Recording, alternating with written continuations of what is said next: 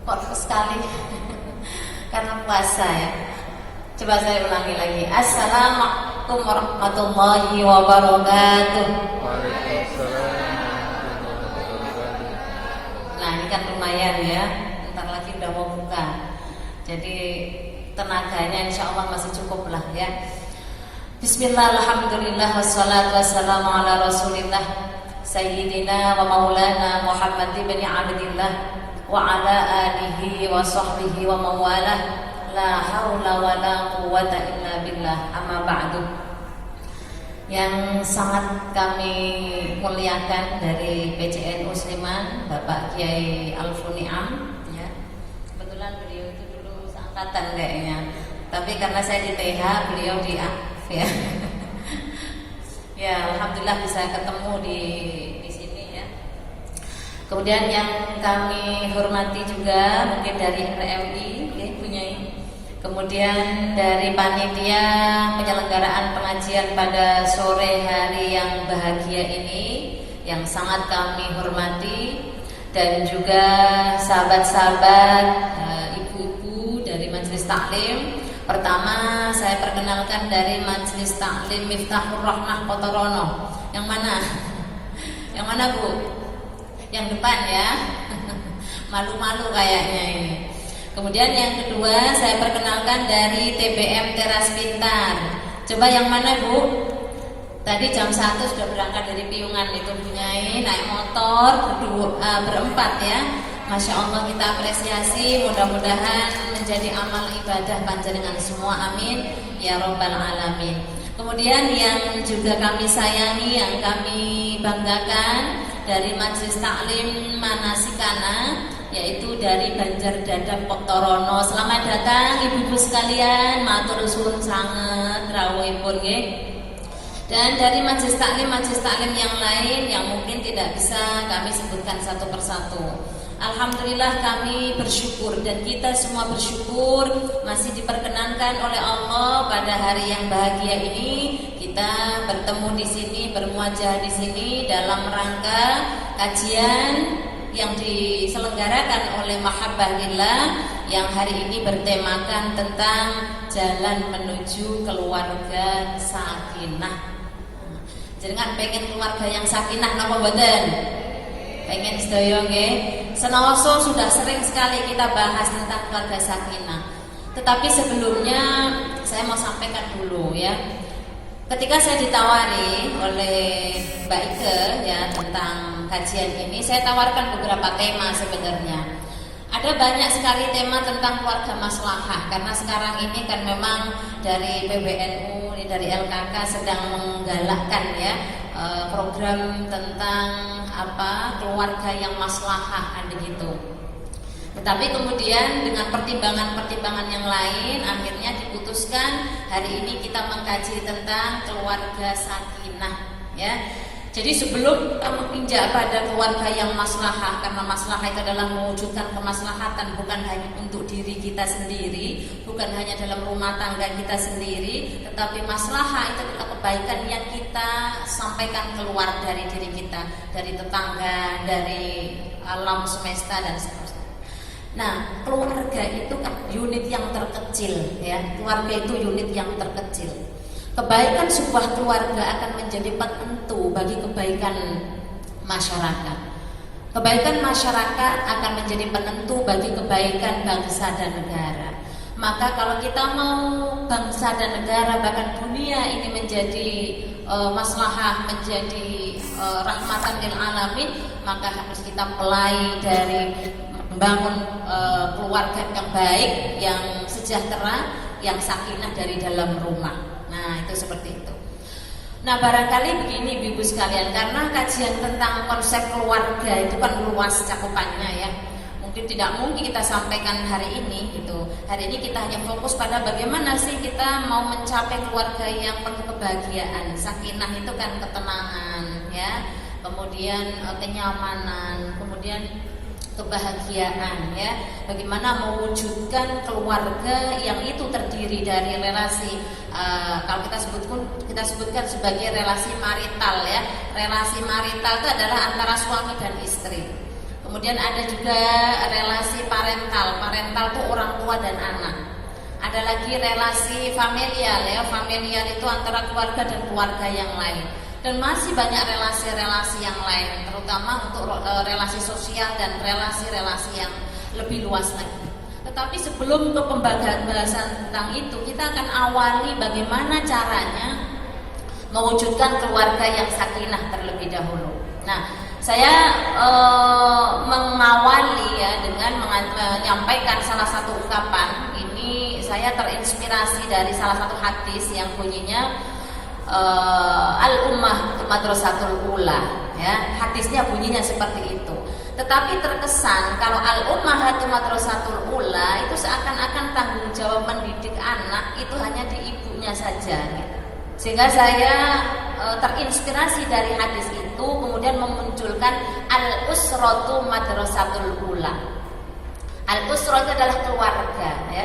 Keluarga adalah lembaga pendidikan yang utama dan yang pertama. Itu sebelum anak-anak sekolah ya, sekolah di tempat mungkin di TK atau di madrasah atau di SD dan seterusnya, itu pendidikan paling dasar adalah dari rumah tangga atau dari orang tua. Nah, ini yang saya sebut dengan al-usratu madrasatul ula.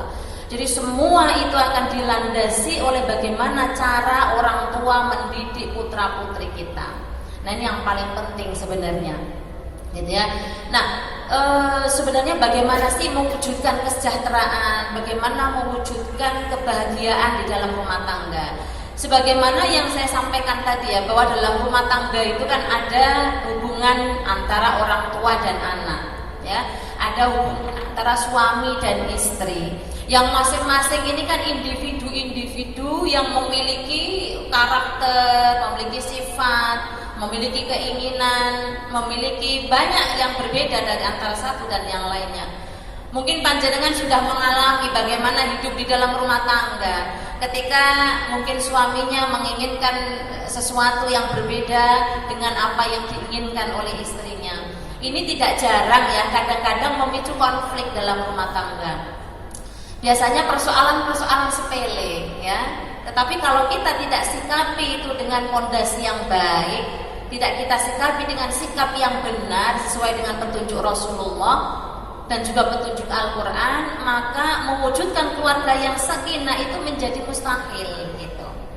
Sehingga tatanan masyarakat yang baik, tatanan masyarakat yang penuh dengan kedamaian, penuh dengan kemaslahatan, penuh dengan kebahagiaan, ini menjadi tanggung jawab ya, yang pondasinya ada di dalam rumah tangga. Ini saya ingin mengawali seperti itu. Nah, kalau kemudian kita ingin mengkaji lebih jauh tentang bagaimana cara mewujudkan kehidupan yang sakinah, yang bahagia, saya kebetulan bawa kitabnya Bapak Ibu sekalian ya, atau Ibu-ibu sekalian. Ini kitabnya Ar-Rasail. Nah, kitab ini selama Ramadan saya kaji di beberapa tempat dan alhamdulillah ini cocok sekali kalau kita kaji karena tadi mewujudkan keluarga yang bukan hanya sakinah, juga maslahah gitu ya. Artinya apa? Keluarga yang maslahah itu tadi kebaikannya bukan hanya dirasakan dalam rumah tangga saja ya. Yang bahagia itu bukan hanya suami atau istrinya atau anak-anaknya, tapi kebahagiaan itu bisa ditularkan dan bisa dirasakan oleh masyarakat di sekeliling kita. Itu maslahah begitu. Nah, ini salah satu caranya ya. Kitab ini sebenarnya memuat tentang 3 kitab dasar ya. Yang pertama adalah Nabiur Rahmah, tentang bagaimana karakter seorang Rasul ya di dalam menjadi pribadi yang luar biasa. Rasulullah itu ada kadang-kadang menjadi seorang suami ya, kadang-kadang juga menjadi orang tua, kadang-kadang menjadi pemimpin. Di dalam memimpin sebuah keluarga, Rasulullah memberikan keteladanan yang luar biasa. Di samping itu, kitab ini juga sebagai cara pandang, ya, bagaimana cara memandang kehidupan ini. Gitu. Kadang-kadang begini, Bapak Ibu sekalian, bicara tentang sakinah, ya, itu kalau menurut saya sakinah itu lebih kematangan, ya, kematangan psikis kita atau kematangan mental kita. Dimana kalau kita secara mental belum matang, itu biasanya ada sedikit masalah, itu kemudian mudah putus asa. Apalagi dalam rumah tangga kan tidak jarang kita menghadapi persoalan-persoalan yang mungkin sering kita alami, entah itu persoalan anak, entah itu persoalan ekonomi, entah itu persoalan dengan tetangga, entah persoalan dengan pasangan. Kalau kita tidak sertai dengan ketenangan batin atau keimanan yang kuat atau tumakninah itu biasanya gampang labil. Kita gampang mengarahkan kepada hal-hal yang mungkin negatif begitu. Maka bagi saya sakinah di sini adalah kita memandang segala sesuatunya ini sebagai pemberian Allah dan tidak mempengaruhi dari ketenangan batin kita.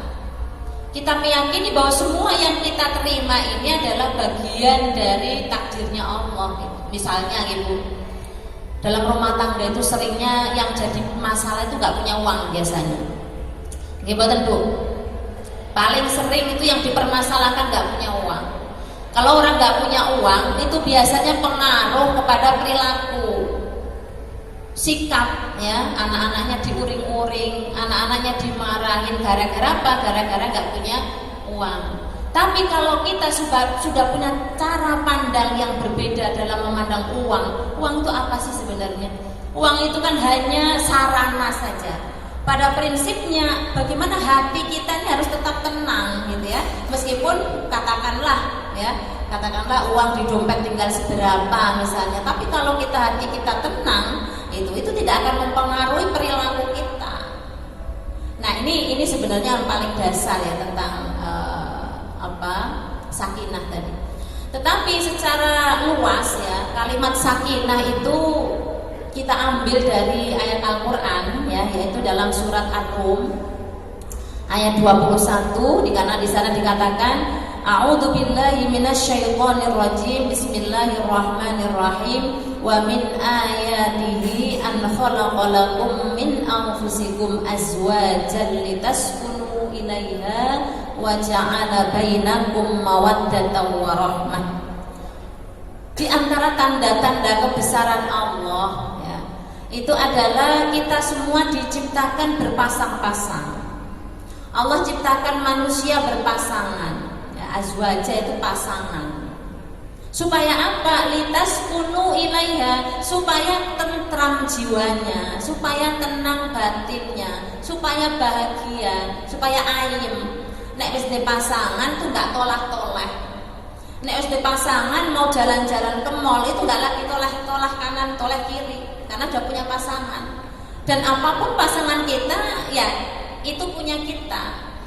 Sehingga tidak kemudian kita banding-bandingkan itu kalau kita mau hidupnya tenang, hidupnya tentram itu tadi pasangan kita ini juga kadang-kadang pengaruh gitu. Makanya dalam Al-Qur'an banyak dikatakan sumber kebahagiaan itu atau kehidupan yang katakanlah mau sakinah, mawaddah warahmah itu harus dibangun atas dasar kesalingan. Nah, makanya buku ini mengajarkan tentang bagaimana cara pandang terhadap relasi antara suami dan istri. Gitu. Kadang-kadang kalau suami memposisikan dirinya sebagai pribadi yang dominan sehingga istrinya tidak diberi kesempatan, tidak diberikan akses untuk menyuarakan keinginannya. Atau kadangkala suami mengeksploitasi istrinya, tidak boleh keluar rumah, pokoknya istrinya harus nurut apa kata suami, pokoknya istrinya tidak boleh macam-macam dan macam-macam. Tentunya ini bertentangan ini bertentangan dengan konsep Al-Qur'an. Bahwa Al-Qur'an ini mengajarkan kepada kita semua relasi antara laki-laki dan perempuan ini sama di hadapan Allah itu sama. Sebagaimana dalam Al-Qur'an itu dikatakan ya ayyuhan nasu inna khalaqnakum min dzakarin wa untha wa ja'alnakum syu'uban wa qabaila lita'arafu inna akramakum indallahi atqakum. Manusia, sesungguhnya Allah ciptakan kamu itu dari laki-laki dan perempuan, dari bersuku-suku, berbangsa-bangsa, dari Jawa, dari Sumatera, dari mana saja, tidak lain kecuali lita'arafu, untuk saling mengenal satu sama lain. Inna akramakum indallahi atqakum, dan sesungguhnya yang paling mulia di sisi Allah hanyalah ketakwaan. Nah, ini harus kita jadikan landasan bahwa antara laki-laki dan perempuan itu punya potensi yang sama. Punya potensi bisa menjadi orang baik dan juga punya potensi menjadi orang yang tidak baik. Laki-laki dan perempuan juga sama-sama punya potensi menjadi mutakin dan juga tidak mutakin. Jadi bukan karena jenis kelaminnya, kalau laki-laki harus benar terus, kalau perempuan salah terus, nggak begitu. Nah, ini cara pandang seperti ini yang dikenalkan oleh kitab ini gitu.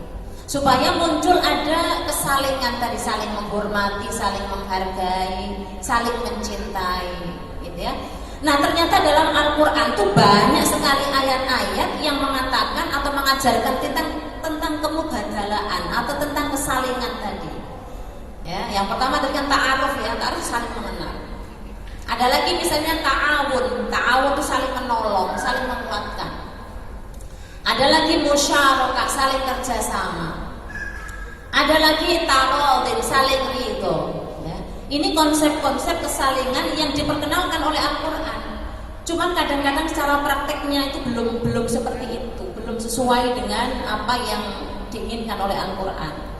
Padahal Al-Quran itu sebagai syariat ini diajarkan kepada kita semua untuk mewujudkan kemaslahatan, ya, untuk mewujudkan kemaslahatan manusia, bukan hanya untuk laki-laki saja atau hanya untuk perempuan saja.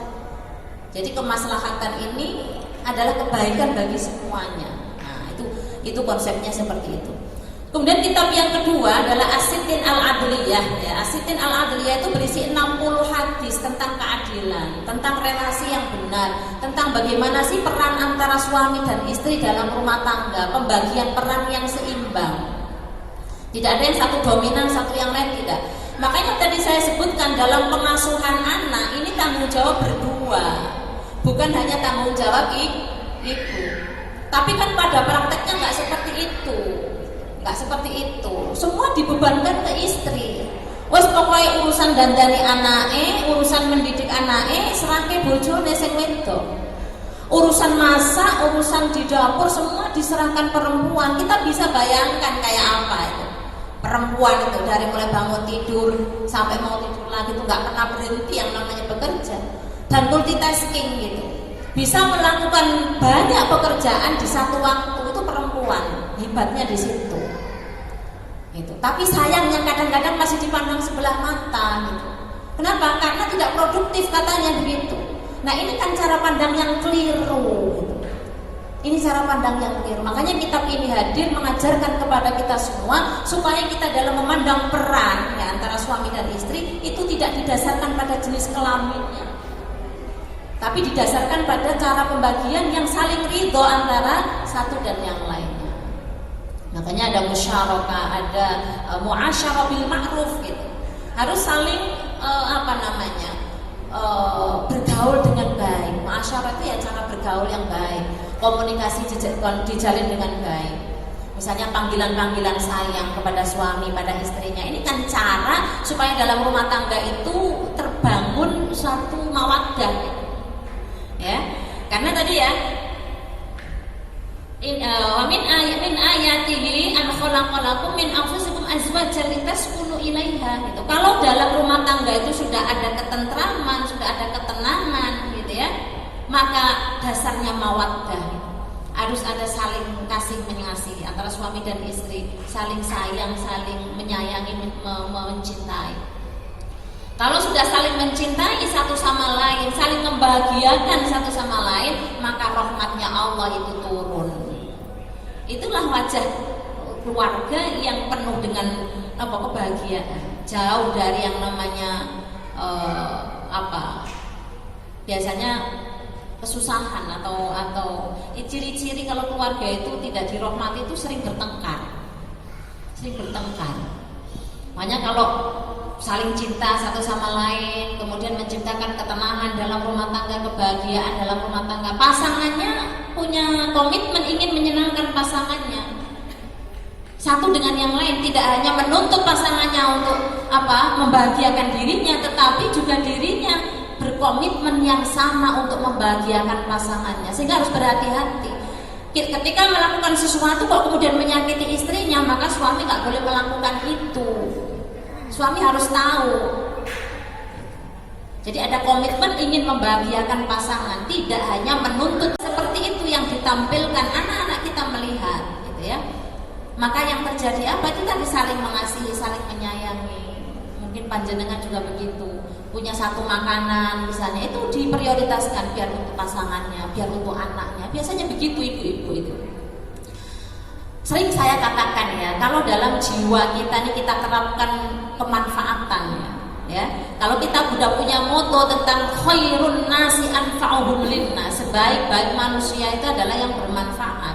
Bermanfaat kan bisa apa saja, waktu kita, umur kita, tangan kita, kaki kita, atau apapun perbuatan kita.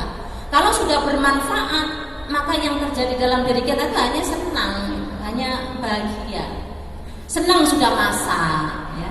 Senang sudah mencuci, senang sudah nyetrika, senang sudah macam-macam. Begitu juga suami, senang ketika memberikan nafkah kepada istrinya, senang ketika anaknya bahagia dan seterusnya. Jadi kalau kita mendasarkan pada kemanfaatan, maka apapun yang kita lakukan hanya khidmat saja, hanya ingin melayani saja, ingin melayani pasangannya, ingin melayani anaknya, sehingga kadang tidak memikirkan diri sendiri. Nah itu seperti itu. Lalu yang terakhir adalah kitab Mamba'us Sa'adah yang hari ini kita mau kaji. Ini kitabnya di sini. Mamba'us Sa'adah itu sumber kebahagiaan, ya. Tapi bahwa 3 kitab kemudian dijadikan satu ini memang luar biasa. Ini menjadi satu kesatuan di mana tidak hanya memuat tentang bagaimana cara kita memandang kehidupan ini, dalam bagaimana cara pandang kita mensikapi semua problem-problem kehidupan kita, gitu. Karena sejatinya kebahagiaan itu kan datangnya dari hati kita. Dan apapun yang datang itu, ujian-ujian yang datang itu sejatinya ujian keimanan. Hanya untuk mengalihkan pikiran kita dari takwa pada Allah. Kita diuji misalnya tadi nggak punya uang misalnya, itu hanya untuk mengalihkan cara pandang kita. Tapi kalau kita acuh tak acuh, nggak punya uang nggak apa-apa, uang nyatanya masih bisa makan kok. Nggak punya uang nggak apa-apa, yang penting bahagia kok. Memang susah yang seperti itu, ya. Memang susah yang seperti itu, tapi tidak mustahil itu akan kita lakukan dengan berjalannya waktu, gitu ya. Bahwa semua yang Allah berikan itu pasti ada hikmahnya, gitu. Sehingga tidak mempengaruhi bagaimana perilaku kita atau bermuasyarah bil ma'ruf dalam rumah tangga. Mau punya uang, nggak punya uang, tetap sayang sama pasangan, tetap sayang sama anak, gitu. Nah ini yang menjadi ujian kita. Biasanya kan ada uang abang sayang, ya. Kalau nggak ada uang abang tendang, kan begitu. Nah ini yang sering terjadi. Makanya harus diberikan pemahaman-pemahaman yang benar bahwa ada kaitannya loh antara bagaimana masalah-masalah dalam rumah tangga itu dengan masalah keimanan kita. Karena sakinah tadi kan kematangan bagaimana mental kita menghadapi semuanya. Kalau mental kita sudah siap, sudah kuat, menandakan keimanan kita sudah kuat. Itulah tumakninah itu. Jadi nggak ada pengaruh mau gimana pun, mau diuji kayak apapun. Misalnya ujiannya fitnah, misalnya kita difitnah apa? Kalau hati kita sudah tumakninah, kalau hati kita sudah penuh ketenangan, nggak direken yang begitu. Aku nggak fokus ke situ. Fokusku hanya pada Allah memerintahkan aku berbuat kebaikan saja. Atau diuji apapun kita, diuji apapun oleh siapapun, itu tidak pengaruh pada diri kita. Karena ibarat hati itu kan bahar ya, bahar itu lautan. Abu Bakar itu menggambarkan begitu. Hati di barat lautan. Jadi begitu luas lautan itu, kecemplungan apa-apa tidak pengaruh. Nggak dileboni waktu sekarang nggak pengaruh, karena luas. Hati kita ini luas. Memandang bahwa semua ini adalah bagian dari caranya Allah untuk menjadikan kita lebih mulia. Nah itu satu kuncinya tadi ya, ketenangan batin, ketenangan jiwa itu berpengaruh pada bagaimana perilaku kita di dalam menghadapi persoalan-persoalan dalam kehidupan kita. Nah kita nggak bisa bayangkan, memang urusan rumah tangga itu kan urusan yang bisa dikatakan sangat pelik ya. Ada saja masalahnya itu. Misalnya pasangan kita memakai sesuatu yang nggak cocok untuk itu, kadang-kadang kalau nggak didasari pada ketenangan batin tadi itu marah-marah. suami kita melakukan satu kesalahan yang kemudian kita tidak siap dengan itu, kita udah buru marah dulu, udah marah dulu. Kok begini sih? Kok begitu sih? Meskipun nyata-nyata suami kita melakukan kesalahan, tapi kita mesti berpikir ulang gitu. Nek aku marah-marah ada manfaatnya enggak?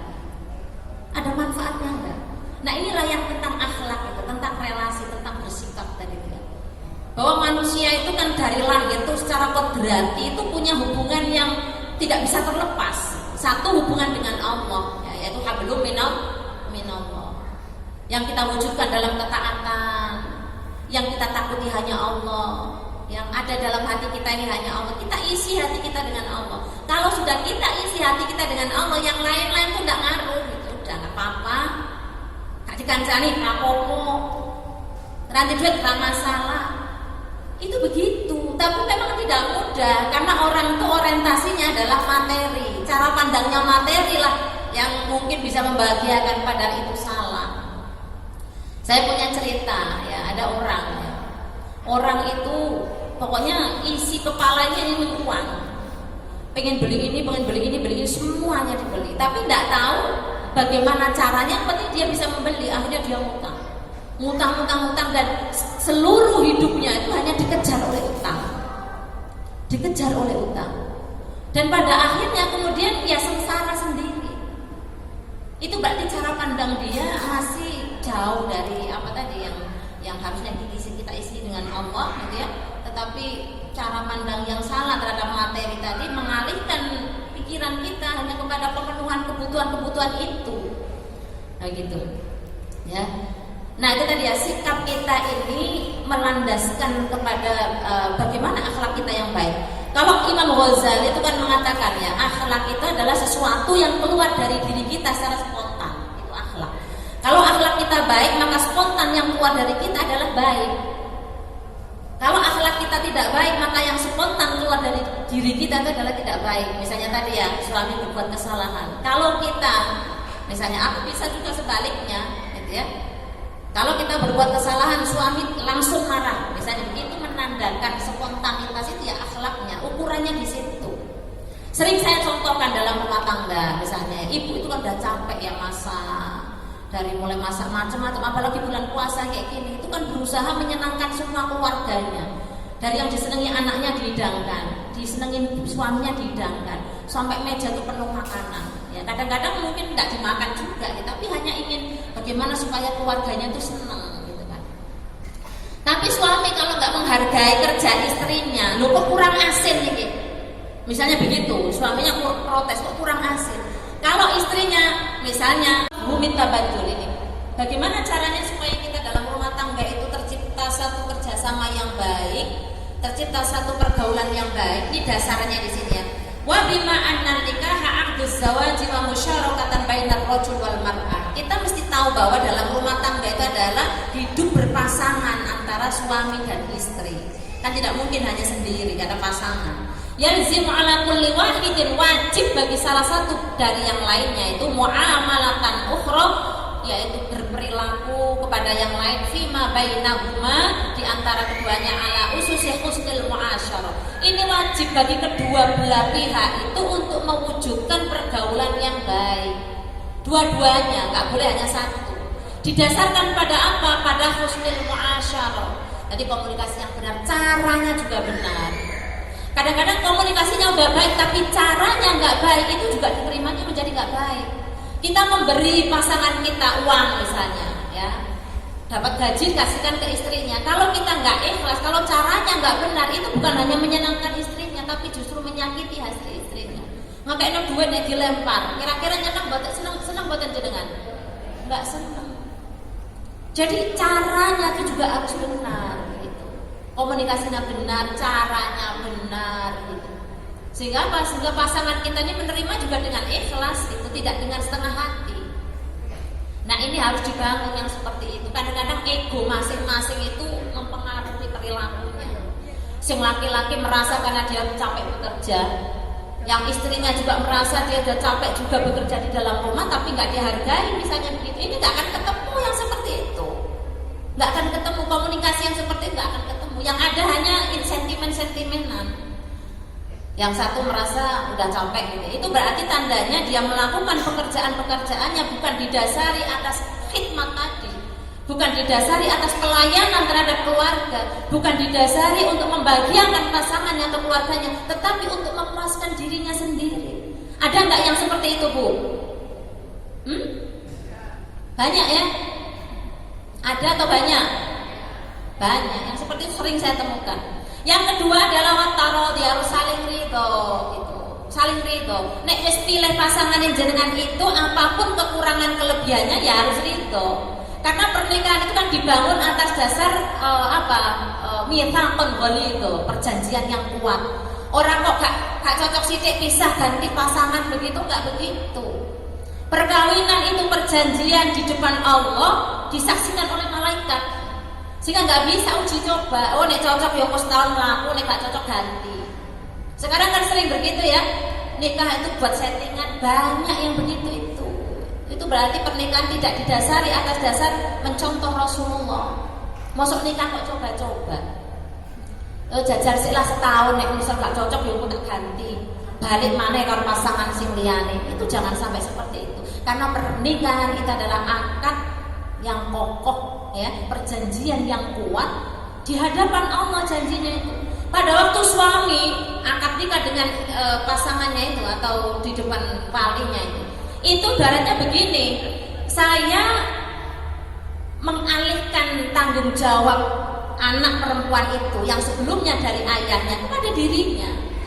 Tanggung jawab mendidiknya, tanggung jawab mengasuhnya, tanggung jawab menyayanginya, membahagiakannya, itu di situ. Laki-laki harus tahu itu. Laki-laki harus tahu tugas utamanya ketika dia sudah berjanji di hadapan naib ya, atau di hadapan penghulu. Itu adalah dia mengambil alih tugas yang sebelumnya ada di tangan bapaknya, orang tuanya, kepada dirinya.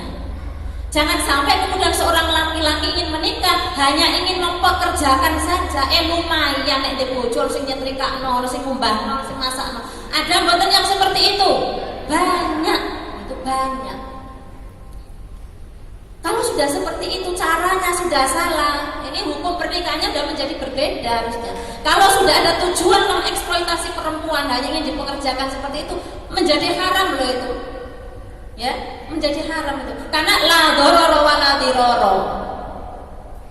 Kita tuh nggak boleh membahayakan orang lain atau menyulitkan orang, nggak boleh. La dharara, tidak boleh menyulitkan diri sendiri, wa la dirara, dan tidak boleh menyulitkan orang lain. Kalau sudah ada niatan seperti itu, penak oleh di bojo sing mijeti, penak di bojo sing ngumbahke sandangane, orang sing masakke.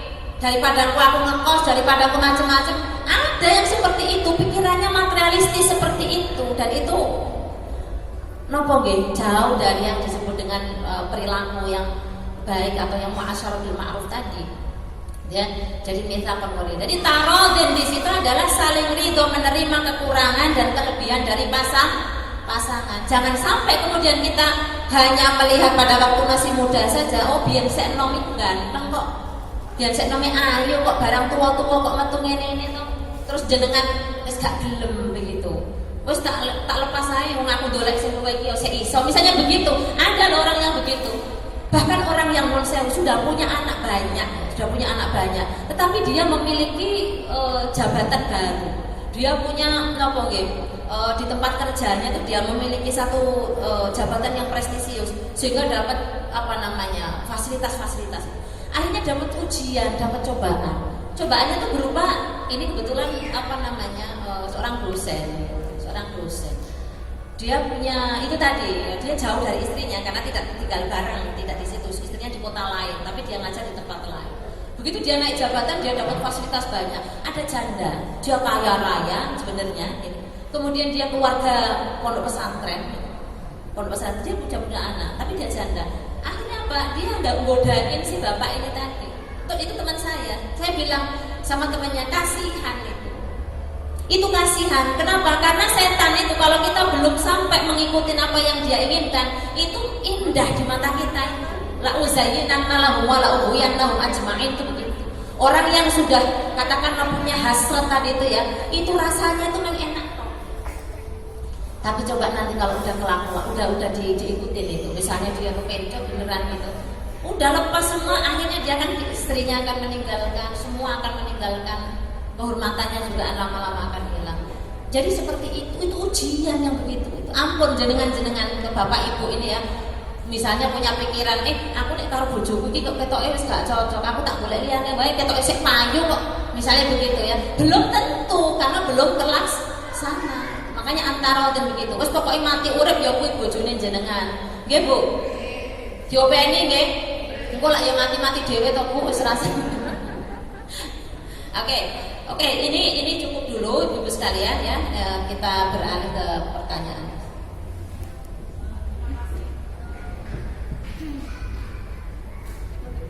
Terima kasih Ustazah Yuyun. Ibu-ibu sekalian, ada yang ingin menyampaikan curhatannya, ada yang ingin konsultasi, atau mungkin ada yang ingin disampaikan, silahkan.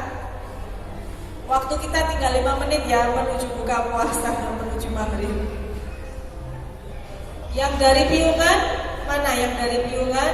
Yang dari jauh sekali. Monggo jika ada yang ingin disampaikan, atau mungkin mau konsultasi. Kalau misalnya suaminya itu rewel cerewet gitu, kira-kira apa yang bisa kita lakukan? Misalnya kita kebetulan punya suami yang sukanya komplain, menyalah-nyalahkan, kemudian inginnya dinomorsatukan. Kalau misalnya kita lupa tidak menyiapkan bajunya, atau misalnya kita lupa dengan masakan yang dia inginkan atau dia pesan, kemudian marah-marah dan lain sebagainya. Kira-kira apa ya yang bisa kita lakukan ketika kita memiliki suami yang punya karakter kok di dalamnya itu tidak tarodin, atau dikit-dikit marah, jadi tidak ada kasih sayang, jauh dari welas asih seperti itu. Kira-kira apa yang bisa kita lakukan? Itu mungkin Mbak Yuni. Ya baik, pertama gini ya Bapak Ibu sekalian, ketika kita sudah menikah ya, itu kan dengan pasangan itu kan berarti sudah punya komitmen. Makanya dulu saya sampaikan gitu, memilih pasangan itu adalah bagian dari kita memilih partner. Dengan siapa partner kita ini, itu akan mempengaruhi kehidupan kita. Nek jangan salah memilih partner, itu berat hidupnya memang. Sepanjang hidup itu berat. Apalagi kalau misalnya menurut saya kalau soal memilih pasangan itu kan dalam Al-Quran, dalam hadis ada ya limaliha, lijamaliha, kemudian linasabiha atau hasabiha dan lidiniha gitu. Kadang orang pertama itu mesti yang dilihat itu misalnya pilih pasangan itu tumpahannya apa sih Mbak biasanya? Ini tumpahannya apa? Tumpahannya sih itu. Nek soal wajah itu kari-kari biasanya tumpahannya apa? Omahe ning endi? Itu seperti itu. Wis dioman wis mapan dulu. Nek iso iki tuku sak kombongane. Dia tinggal mapan gitu. Nah, padahal itu tadi kalau kemudian jenengan memprioritaskan hanya itu, sementara kepribadiannya, kalau kepribadian lebih ke ketakwaan, maka lidiniha itu. Kalau itu kita abaikan, saya jamin hidupnya pasti berat. Karena suami atau pasangan kita ini kan tempat kita mencurahkan segala istilahnya itu berbagi atau senang atau tidak senang, kan ini tempat kita mencurahkan itu. Makanya harus kita sadari adalah hunna libasul lakum wa antum libasul lahun. Suami adalah pakaian untuk kita dan istri adalah pakaian untuk kita. Kalau kita menyadari bahwa pasangan kita ini adalah pakaian yang melindungi, fungsinya melindungi, mengayomi, menghangatkan di saat kita kedinginan, ya toh.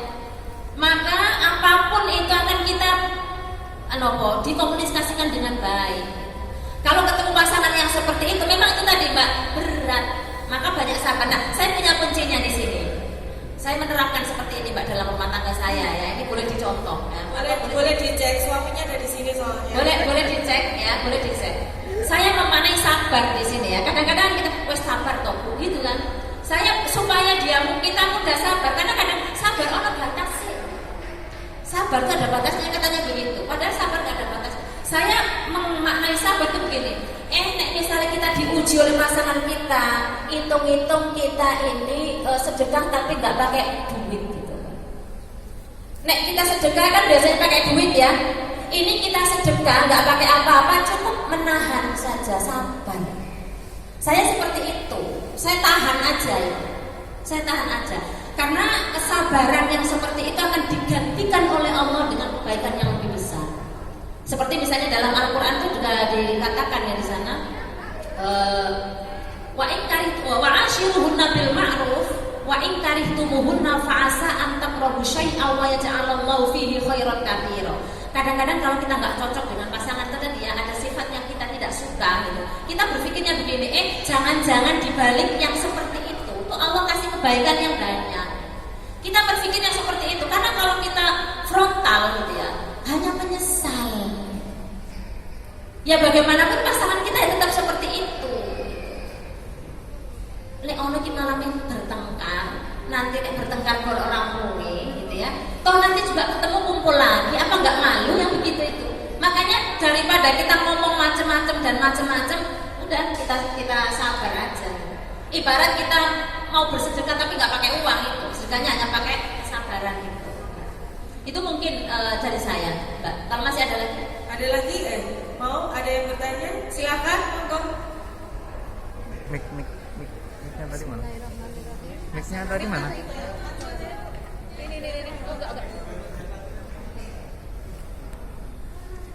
Bismillahirrahmanirrahim.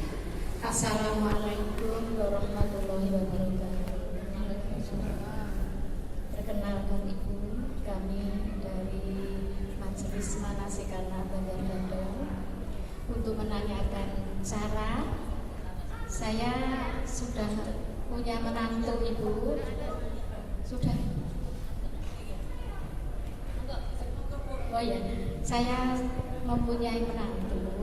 Bagaimana caranya untuk menasihati supaya anak saya itu secaranya ikhlas dalam menghadapi segala sesuatunya. Itu caranya bagaimana? Karena ya sering kalau kesel habis apa itu hatinya kurang begitu enak. Bagaimana caranya? Terima kasih. Wassalamualaikum warahmatullahi wabarakatuh.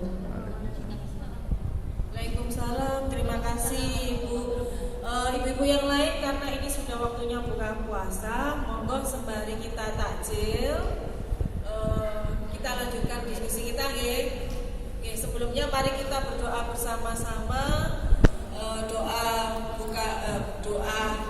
batalkan puasa. Monggo Mbak Uyun dipimpin. Bismillahirrahmanirrahim. Allahumma laka sumtu wa bika amantu wa ala rizqika aftartu bi rahmatika ya arhamar rahimin. Monggo ibu-ibu sekalian buka rumian nggih. Kehidupan kita ini kan memang sangat pelik ya. Luar biasa kalau kita mau tuliskan atau kalau kita mau list begitu ya, persoalan itu silih berganti datang, dari mulai yang ringan, dari mulai yang sedang, dari mulai yang berat, dan seperti itu terus gitu ya. Kalau kita kemudian menganggap bahwa semua itu menjadi beban gitu ya, menjadi beban, dan kemudian orientasi kita itu hanya ingin kemudian mencapai kenikmatan sesaat itu, maka yang ada itu ya tidak akan ikhlas gitu.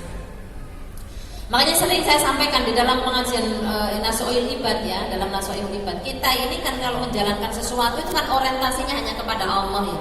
Meskipun kesannya itu kayak normatif ya, kesannya itu kayak apa iso sih begitu, itu bisa kok. Coba deh, dicoba. Kalau kita cara pandang itu hanya kepada Allah lillahi ta'ala, makanya apapun yang datang itu tidak mempengaruhi keimanan kita, karena sejatinya itu hanya untuk mengalihkan cara pandang kita itu supaya kita jauh dari Allah. Nah, makanya itu tadi ibu-ibu sekalian, ketika kita mungkin capek ya, capek karena kita memaknai pekerjaan kita ini untuk dihargai orang lain. Kita sudah memulai apa yang kita lakukan ini harus dinilai orang lain, bukan atas dasar khidmat tadi, bukan atas dasar pelayanan itu tadi. Makanya motivasi kita ini hanya ingin berkhidmat, kita hanya ingin bermanfaat. Manfaat apa saja yang keluar dari kita, punya pangkat ya manfaat pangkatnya, punya harta bendanya, bermanfaat harta bendanya, nggak punya apa-apa ya bermanfaat lisannya, bermanfaat waktunya, bermanfaat tenaganya, bermanfaat pikirannya. Jadi memang harus selalu diberikan pemahaman yang seperti itu. Jangan ampun capek untuk terus mengingatkan gitu. Bahwa memang dunia itu ya isinya begitu itu. Keluar dari satu masalah ke masalah yang lain. Keluar dari satu masalah ke masalah yang lain. Semakin kita tidak bisa menghadapi satu persoalan itu, maka kita akan terus bertubi-tubi didatangi oleh permasalahan-permasalahan yang semakin berat dan berat. Tapi coba kita serahkan semua kepada Allah. Karena keimanan dan ketenangan. Keimanan akan melahirkan tumaknina dalam diri kita, sehingga semua diatur pangeran. Bahkan sebelum kita diciptakan itu sudah ada itu. Wa ma min musibatin fil ardi wala fis samai illa min qabli an nabra'aha. Kecuali sudah dijadikan Allah sebelum kita ada. Semua itu sudah ada sebelum kita ini diciptakan.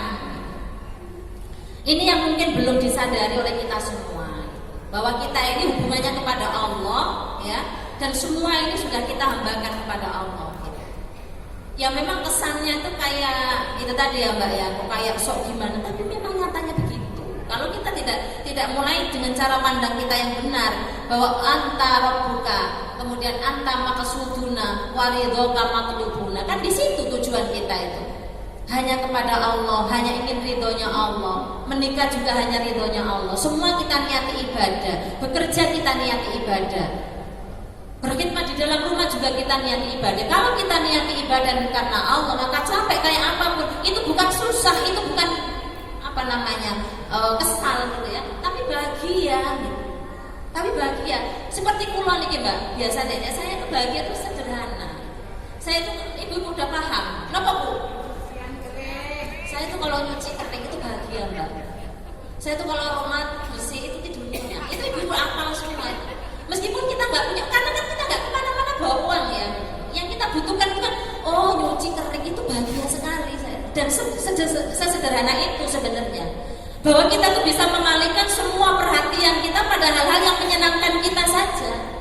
Jangan sampai kita ditarik kepada persoalan yang justru akan mengalihkan kita. Terus kemudian semua terforsir untuk memenuhi kebutuhan itu. Kok aku pengen dua iku toh, kok aku pengen iku toh, dan seterusnya.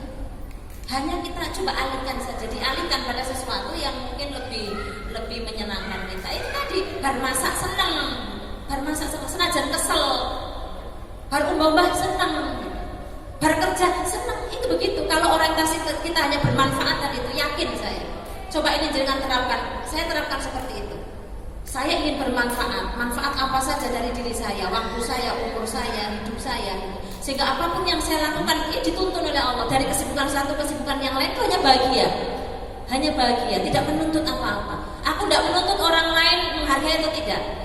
Saya tidak pernah seperti itu. Bahkan di dalam rumah, saya kalau capek misalnya, habis nyuci, ngepel apa gitu ya sudah saya nggak ini. Saya paling ngelirik-ngelirik aja ke suami saya gitu. Hanya ngelirik saja gitu, kok disawang gitu bojone kesel, misalnya begitu. Tapi nggak menuntut, karena kadang-kadang suami itu nggak suka dituntut, nggak suka disuruh-suruh, nggak suka. Tapi kesadaran tadi. Nah makanya monggo ibu-ibu sekalian, gitu ya. Kalau kita mendasarkan pada kemanfaatan diri kita, apapun yang kita lakukan hanya ingin kemanfaatan dan dinilai ibadah oleh Allah, sehingga tidak sia-sia. Kan eman gitu Mbak, kalau kita sudah bekerja keras, sudah capek. Tapi kalau kita nggak ikhlas, hanya ngumpat, hanya ini, hanya marah-marah, hanya ini, itu nggak berkah. Saya kira seperti itu, ya. Lanjut ibu-ibu, ada yang mau bertanya. Saya lupa mau mengumumkan kalau ada door prize sebenarnya. Door prize-nya itu ditaruh di pojokan, jadi saya lupa. Mana ya? Ini ada 3 kacamata. Wah, ini kacamatanya keren-keren dong. Ada donat juga, ya. Ibu yang dari mana Majelis Taklim mana sekarang monggo. Tapi nanti aja ya. Kita lanjutkan diskusi aja dulu. Oke, Mbak yang di belakang mau mengajukan pertanyaan? Oke, monggo. Assalamualaikum warahmatullahi wabarakatuh. Perkenalkan, saya Sarah. Kebetulan saya buka stand di sini juga, Dania. Saya mau bertanya, kami sebagai perempuan sudah dilamar sama laki-laki, tapi ternyata semakin kesini kok kelihatan sifatnya kalau kasar terus semena-mena. Terus itu sebaiknya kita sebagai perempuan itu tetap harus menerima, melanjutkan atau bagaimana? Terima kasih. Wassalamualaikum warahmatullahi wabarakatuh. Waalaikumsalam warahmatullahi wabarakatuh. Oke, langsung saja terima kasih ya. Nah ini kan juga sering kita alami ya, bahwa dalam Islam itu memang ada istilah khitbah ya. Khitbah itu kan lamaran gitu ya. Tapi lamaran itu tidak kemudian itu wajib jadi suami kita, itu enggak. Itu kan proses kita pendekatan gitu ya. Kita proses pengenalan lebih jauh tentang karakternya. Kalau ternyata dalam proses pengenalan itu kemudian ada sifat, ada sikap, ada perilaku yang tidak cocok, tidak sesuai. Karena sekali lagi mencari pasangan itu kan partner hidup semati, sehidup semati, seranjang berdua, hidup ketemu itu lagi, pagi ketemu itu lagi. Makanya kalau bisa itu cari yang karakternya baik, yang bisa diajak bicara dengan baik, yang ngayomi, yang menenangkan, tidak menekan, tidak justru mendatangkan ketakutan. Kan biasanya begitu Mbak, seringnya begitu. Seringnya pasangan, terutama yang udah tua-tua ini mungkin sudah nggak bisa ditukar lagi gitu ya, sekarang mulai kui gitu ya. Padahal apa? Itu tadi makan hati aslinya gitu ya, makan hati gitu. Kok ternyata seperti ini sikapnya? Makanya nggak masalah ya, nggak masalah. Jadi kan mumpung belum jadi suaminya, itu masih bisa dibatalkan. Khitbah itu tidak kemudian itu pasti jadi suami atau istri kita, tidak. Itu kan adat supaya kita ini mengenal lebih jauh tentang keluarganya, tentang bagaimana sikap dan karakternya. Jadi kalau memang itu betul-betul sudah diketahui sifatnya asli, diputuskan dengan cara yang baik. Yang penting itu aja di ghosting Mbak. jangan di ghosting, jangan terus lari nggak tahu kemana terus dia cariin, enggak. Diputus baik-baik. Jadi hubungan tetap harus jalan dengan baik. Apapun caranya tetap harus baik. Mas kok saya kayaknya nggak cocok. Semoga sama dapat yang lebih baik dari saya. Itu yang lebih baik. Daripada ragu-ragu dan jenengan nggak yakin gitu. Karena pasti berat. Gitu. Hidup itu nggak cuma sehari 2 hari, nggak setahun 2 tahun, sehidup semati. Bayangkan kalau jenengan hidup sama orang yang tidak cocok, baik secara karakternya, secara pribadinya, masya Allah, neraka hidup itu. Gitu. Kalau kita tidak pintar-pintar mensikapinya, memaknai hidup ini, wes jodohnya kuwi mungkin. Nah itu tadi wa antakrahu syai'an fa huwa khairul lakum. Jika ada satu sikap yang kita tidak cocok, kemudian kita berpikir, oh jangan-jangan Allah berikan yang lebih baik. Tapi kan kalau itu udah pasangannya. Tapi kalau belum jadi pasangannya dilepaskan aja, tapi caranya harus baik. Bahkan mohon maaf ini Bapak Ibu sekalian ya, meskipun sudah dari suami istri, meskipun ada jadi suami istri, dan konsep talak itu kan sesuatu yang halal tapi sangat dibenci oleh Allah. Tapi kalau kemudian dalam hidup itu seorang istri tersiksa betul batinnya, gitu ya, dan dia tidak menemukan kebahagiaan sama sekali, padahal tujuan menikah itu kan untuk mencari kebahagiaan. Ya. Justru dalam menikah ada ketakutan, tekanan. Boleh dia minta cerai. Dalam Islam ada kok, ada khulu, ada fasakh dengan cara yang baik. Pengadilan yang memutuskan. Fa imsakum bima'rufin aw tasrihum biihsan. Itu suami begitu. Itu. Jadi jangan semena-mena gitu ya, suami-suami atau istri-istri. Ini bisa dari dua-duanya loh ya, tidak hanya suami ke istri, tapi kan kebanyakannya begitu. Tapi saya juga sering menemukan istri yang lebih cerewet dari suaminya. Kadang-kadang gini Bu ya, ada seorang suami yang sifatnya masya Allah gitu ya, sehingga istrinya tertekan, tambah suwi, tambah cili, tambah kuru. Sing lanang saya lemu, ada yang begitu. Atau sebaliknya gitu, karena sing wedok cerewet gitu ya, sing lanang wedi gitu. Suwe-suwe sing lanang tambah cilik, tambah kuru, sing wedok tambah lemu. Ada juga yang begitu. Makanya kesalingan tadi ini tidak hanya ke laki-laki saja atau ke perempuan saja, bisa terjadi di dua-duanya. Makanya perempuan atau laki-laki dan perempuan itu sama-sama punya potensi menjadi orang baik, juga punya potensi menjadi orang yang tidak baik. Makanya pentingnya kita tuh sering mengadakan kajian seperti itu. Makanya kitab ini masya Allah luar biasa menurut saya gitu ya. Ini menjadi pedoman bagi kita bahwa dalam kehidupan itu ada cara-cara yang dicontohkan oleh Rasulullah yang selama ini mungkin cara pandangnya keliru gitu Mbak. Nah mungkin seperti itu. Bapak Ibu sekalian, karena sekarang sudah jam 6 kurang 5 menit dan saya sudah dipesan oleh panitia, sebaiknya kita akhiri karena kita harus sholat maghrib ya, dan ibu-ibu juga rumahnya jauh yang dari Piungan. Sebelum saya akhiri, saya ingin menggarisbawahi sedikit dari apa yang sudah disampaikan oleh Ustazah Yuyun, yaitu bahwa untuk mencapai ketenangan atau untuk mencapai keluarga sakinah, sesuai dengan judul kita mana ya? Judul kita menuju keluarga sakinah harus ada pertama kasih sayang, yang kedua kemudian cinta kasih. Tetapi itu kemudian harus dilengkapi dengan yang namanya saling ridho, saling menghargai, kesalingan tadi itu ya, saling menghargai, saling ridho, kemudian apalagi musyawarah itu yang terpenting, musyarakah, kerjasama itu, ta'awun, saling membantu dan lain sebagainya. Itu adalah beberapa pilar, beberapa hal yang harus kita terapkan kalau kita ingin keluarga kita tenang gitu. Tetapi untuk menjadi keluarga sakinah kita juga butuh modal ternyata.